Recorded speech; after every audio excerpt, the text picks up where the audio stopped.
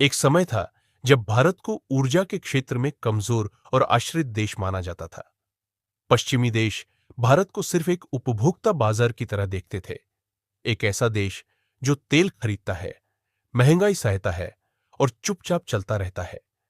लेकिन आज भारत उस मोड़ पर खड़ा है जहां वह न केवल दुनिया को ऊर्जा बेच रहा है, बल्कि पश्चिम के बनाए हुए नियमों पर भी सवाल खड़ा कर रहा है। आज की इस कहानी में हम जानेंगे कैसे भारत ने यूरोप को ईंधन संकट से उबारा, कैसे भारत ने रूस से सस्ता तेल लेकर उसे रिफाइन कर यूरोप को डीजल और पेट्रोल भेजा, और कैसे अब वही यूरोप भारत पर ही नए प्रतिबंध लगाने की तैयारी में है।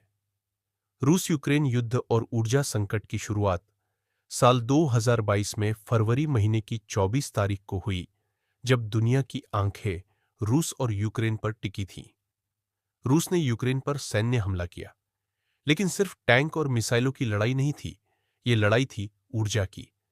यूरोप, खासकर जर्मनी, फ्रांस, इटली और पोलैंड जैसे देश अपनी 40% से ज्यादा गैस रूस से लेते थे।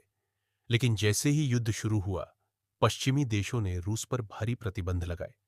रूस से तेल और गैस की सप्लाई रोक दी गई। परिणाम, यूरोप में बिजली की कीमतें आसमान छूने लगी, कारखाने बंद होने लगे। सर्दियों में लोगों के घरों में हीटिंग के लिए ईंधन नहीं था। लोग सड़कों पर आ गए, यानी यूरोप ऊर्जा संकट में डूब गया। दूसरी तरफ भारत ने कुछ ऐसा किया जिसने पूरी गेम ही बदल दी। जब पश्चिम रूस से दूरी बना रहा था, भारत ने मौका देखा। भारत ने रूस से भारी मात्रा में सस्ता कच्चा तेल खरीदना शुरू किया, इतना सस्ता कि दुनिया चौंक गई। 2021 में भारत रूस से सिर्फ 1% कच्चा तेल लेता था, लेकिन 2023 तक वही रूस भारत का नंबर एक तेल आपूर्तिकर्ता बन गया। 35% से ज्यादा हिस्सा, 30 से $40 प्रति बैरल तक तेल बेच रहा था, जबकि ग्लोबल मार्केट में यही तेल 90 से $100 में बिक रहा था।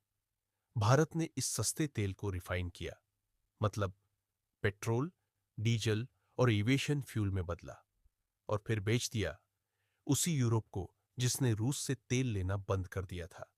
अब आपको बता दें कि आखिर भारत ने कैसे यूरोप को बचाया। जब यूरोप का इंफ्रास्ट्रक्चर ठप पड़ रहा था, जब सड़कों पर विरोध प्रदर्शन हो रहे थे, जब आम आदमी पेट्रोल के लिए तरस रहा था, तब भारत उनके लिए एक आपूर्ति केंद्र बन गया। भारत ने सस्ते रूसी तेल से रिफाइन किए गए उत्पाद, पेट्रोल और डीजल यूरोप को भेजने शुरू किए।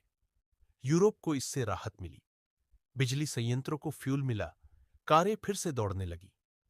2023 में भारत ने यूरोप को $10 अरब से अधिक मूल्य के रिफाइंड फ्यूल निर्यात की।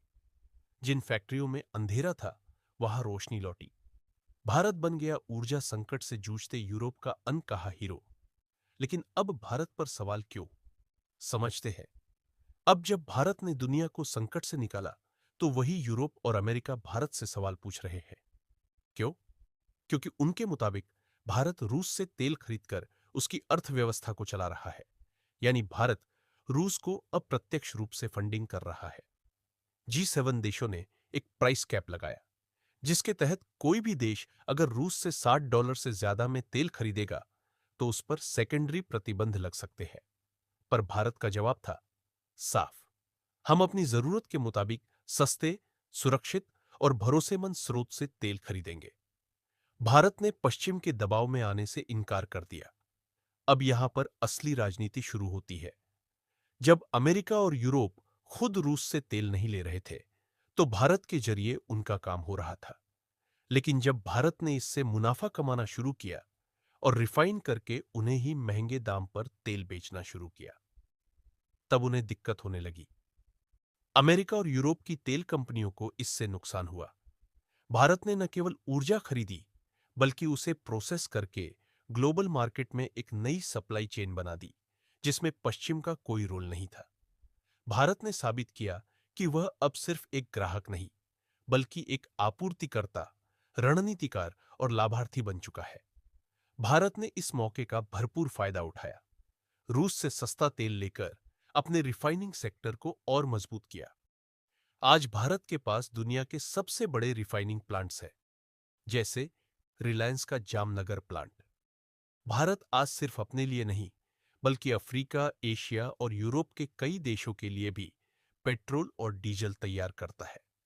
भारत की ऊर्जा नीति अब आत्मनिर्भरता की तरफ है। हम कच्चा माल खरीदते हैं, उसे प्रोसेस करते हैं और फिर बाजार में बेचते हैं। यह एक सस्टेनेबल मॉडल है और एक शक्ति प्रदर्शन भी। अब यूरोप और अमेरिका भारत पर दबाव बना रहे हैं। वे मांग कर रहे हैं कि भारत रूस से तेल खरीदने की कीमत बताए। वे ट्रांसपेरेंसी और प्राइस मॉनिटरिंग की बात कर रहे हैं। लेकिन भारत के विदेश मंत्री एस जयशंकर ने साफ कहा है, यूरोप को सोचना चाहिए कि अगर भारत ने तेल नहीं खरीदा होता तो यूरोप की स्थिति क्या होती। भारत कह रहा है, हम गरीब देश हैं, हमें अपनी जनता को सस्ती ऊर्जा देनी है, आप हमें मॉरल लेक्चर न दे। यानी भारत अब झुकता नहीं, अब भारत जवाब देता है। इस कहानी से हमें क्या समझ आता है? पहली बात, भारत अब सिर्फ एक उपभोक्ता देश नहीं है, वह अब एक निर्णायक ऊर्जा शक्ति है। दूसरी बात, भारत ने संकट को अवसर में बदला।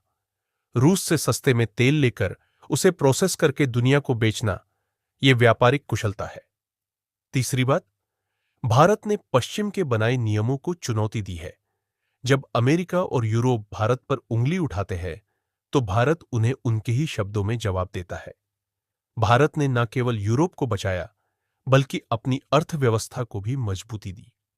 आज भारत दुनिया को बता रहा है, हम वही करेंगे जो हमारे देश के हित में होगा।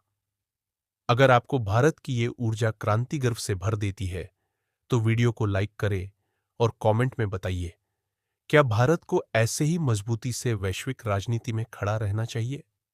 ऐसी और गहराई से समझाई गई अंतर्राष्ट्रीय राजनीति की कहानियों के लिए चैनल को सब्सक्राइब करना न भूलें। जय हिंद, जय भारत।